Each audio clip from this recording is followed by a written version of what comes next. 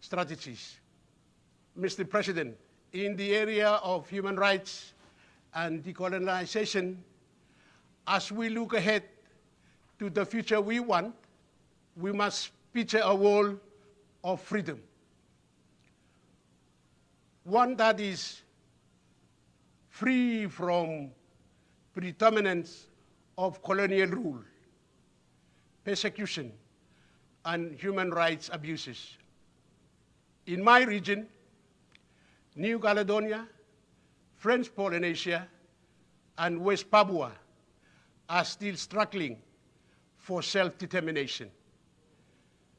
Drawing attention to the principle of equal rights and self-determination of peoples as stimulated in the UN Charter, it is important that the UN and the international community continue to support the relevant territories, giving them an equal opportunity to determine their own statehood. With the recent referendum results in New Caledonia, in comparison to the 2018 results, there is now a narrow margin of votes between those voting for and against independence. It is therefore important that the referendums remain free, fair, transparent, and continue under the supervision of the United Nations. It is in this connection that we continue to remind ourselves, the people of Vanuatu, of our strong cultural connection with Humanubne and Humanaying Islands, commonly referred to in English as Matthew and Hand Islands.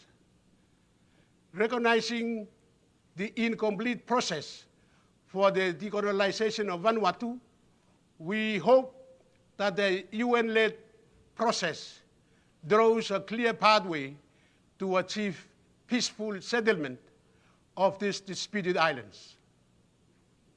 Mr. President, there are widespread human rights violations around the world. In my region, the indigenous people of West Papua continue to suffer from human rights violations. The Pacific Forum and ACB leaders, among other leaders, have called on the Indonesian government to allow the United Nations Office of the Human Rights Commissioner to visit West Papua province and to provide an independent assessment of the human rights situation. To date, there has been little progress on this front.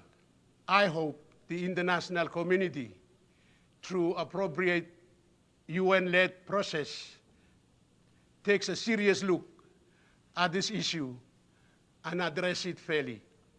In conclusion, Mr. President, amongst many other issues facing the world today, COVID-19 pandemic is undoubtedly an imminent and common threat to humanity.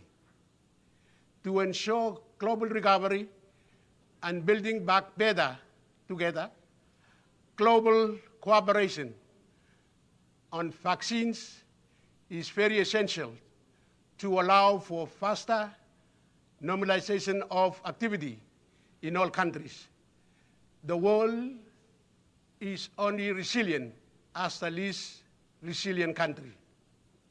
The theme of the 76th session of the UN General Assembly is very fitting and points us to the very essence of the United Nations. As embedded in the United Nations Charter, the system was designed to be flexible, to allow merit of challenges and unforeseen issues to be urgently addressed. To recover from the pandemic, we need international cooperation. to build back better for a sustainable, inclusive, and just recovery.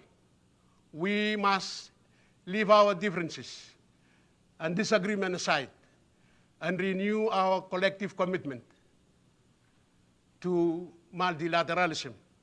We must combine our efforts to address our global challenges and make sure that no one is left behind.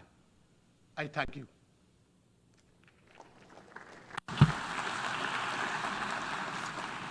On behalf of the General Assembly, I wish to thank the Prime Minister of the Republic of Vanuatu for the statement just made.